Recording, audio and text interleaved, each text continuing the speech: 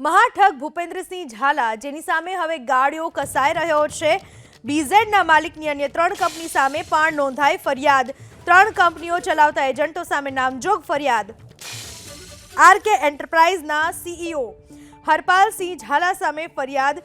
Harsiddhi financial સર્વિસીસના Ajaysinh વિરુદ્ધ પણ ફરિયાદ. કે એન્ટરપ્રાઇઝના સીઈઓ સામે પણ ફરિયાદ થઈ છે. મહાઠગ હજુ પોલીસ પકડથી બહાર છે, પણ ગાળિયો કસાતો જઈ રહ્યો છે. 5 થી 30% વળતરની લાલચ આપીને અનેકને ઠગ્યા હોવાનો આરોપ છે. એજન્ટ મયુર દરજી વિરુદ્ધ પણ ફરિયાદ નોંધાઈ છે. મહાઠગના તમામ સાગરીતો ભૂગર્ભમાં ઉતરી ગયા. મહાઠગ ભૂપેન્દ્રસિંહ ઝાલા હજુ પણ ભાગતો ફરતો છે, હજુ પણ પોલીસના હાથમાં નથી આવ્યો.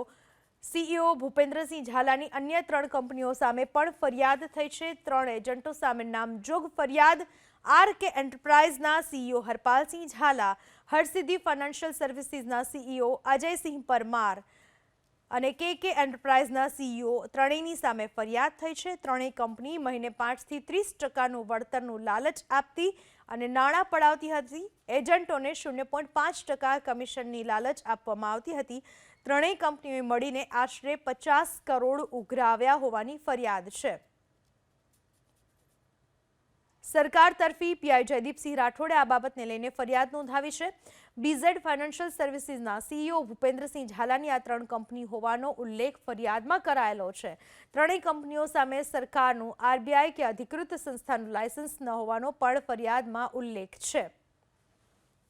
ઠગ ભૂપેન્દ્રસિંહ ઝાલા, જે હજુ પણ પોલીસ પકડથી બહાર છે, પરંતુ એમની ત્રણેય કંપનીઓ સામે ફરિયાદ નોંધાય છે અને ત્રણેય એજન્ટો જે દ્રશ્યોમાં જોઈ શકાય છે.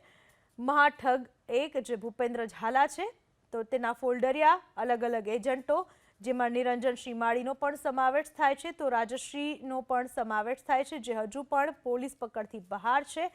ઠગ શિક્ષક દંપતી પણ ભૂપેન્દ્ર ઝાલા સાથે જોડાયેલું હતું, જે લોકોને ઠગવામાં માહેર હતું.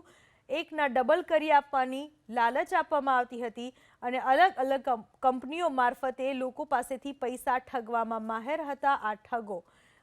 મેઇન ઠગ ભૂપેન્દ્રસિંહ ઝાલા, જે હજુ પણ પોલીસ પકડથી બહાર છે. ઠગ્સ ઓફ ઉત્તર ગુજરાતના આ ચહેરાઓને જોયેલો આ એ ચહેરાઓ છે જેણે અનેક લોકોના ખિસ્સાઓ ખાલી કર્યા છે, લોકોને લાલચ આપતા હતા, ભરમાવતા હતા અને એમની પાસેથી પૈસા પડાવવામાં નંબર 1 હતા.